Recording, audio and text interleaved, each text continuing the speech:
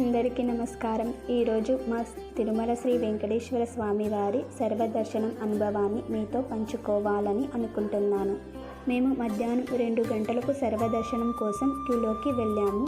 మొదట్లో త్వరగానే దర్శనం అయిపోతుందని అనుకున్నాను, కానీ రాత్రి 12 గంటల వరకు నిరంతరం నడుస్తూనే ఉన్నాము. చిన్నపిల్లలు, వృద్ధులు అందరూ చాలా ఇబ్బంది పడ్డారు. కొంత దూరం నడిచిన తర్వాత త్వరగా హాల్లోకి పంపిస్తే బాగుండేది అనిపించింది. రాత్రి 12 గంటలకు ఒక హాల్లోకి పంపించారు. అబ్బా, హాల్లోకి వచ్చామా అనిపించింది. అక్కడ కొద్దిసేపు విశ్రాంతి తీసుకున్నామా. ఆ తర్వాత దాదాపు 3 గంటలకు అందరినీ లేపి మరో 2 గంటలు నడిపించారండి. తర్వాత ఇంకో హాల్లోకి పంపించారు. అక్కడి నుంచి మరుసటి రోజు ఉదయం 11:30 సర్వదర్శనానికి వెళ్ళాము. ఒక ముఖ్యమైన విషయం అండి, సర్వదర్శనానికి వస్తే 1 లేదా 2 రోజులు పట్టే అవకాశం ఉంటుంది. కాబట్టి ఒక జత అదనపు బట్టలు, అవసరమైన వస్తువులు తప్పకుండా వెంట తీసుకువెళ్ళండి. అలా వెళ్తే మీకు చాలా సౌకర్యంగా ఉంటుంది. మరొక విషయం, తిరుమలలో సేవ చేసేవారు మాకు ఎంతో సహాయం చేశారు. మా బాబు ఆకలితో ఏడుస్తుంటే మేము అడగకుండానే వేడివేడి భోజనం తీసుకొచ్చి పెట్టారు. ఆ క్షణంలో నిజంగా మనుషుల్లోనే దేవుడు ఉంటాడా అనిపించింది. వారి సేవాభావానికి మా హృదయపూర్వక ధన్యవాదాలు.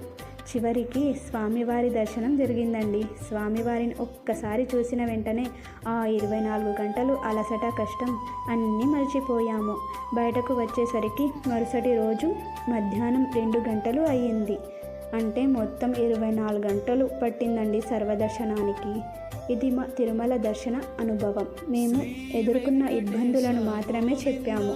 ఎవరిని తప్పు పట్టడం మా ఉద్దేశం కాదండి. ఎందుకంటే ప్రతిరోజు లక్షలాది మంది భక్తులు స్వామివారిని దర్శించుకోవడానికి వస్తుంటారు. కాబట్టి మీరు కూడా సర్వదర్శనానికి వస్తే ఓపికతో ఉండండి. అవసరమైన మందులు, కొద్దిగా తినడానికి ఆహారం, అలాగే ఒక జత అదనపు బట్టలు వెంట తీసుకువెళ్ళండి.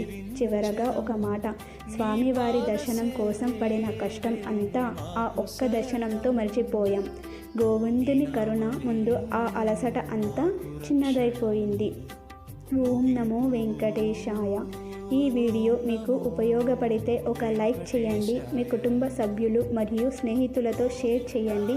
ఇలాంటి తిరుమల యాత్ర అనుభవాలు, ఉపయోగకరమైన వీడియోల కోసం మా ఛానల్ను సబ్స్క్రైబ్ చేయడం మర్చిపోవద్దు. ధన్యవాదాలు.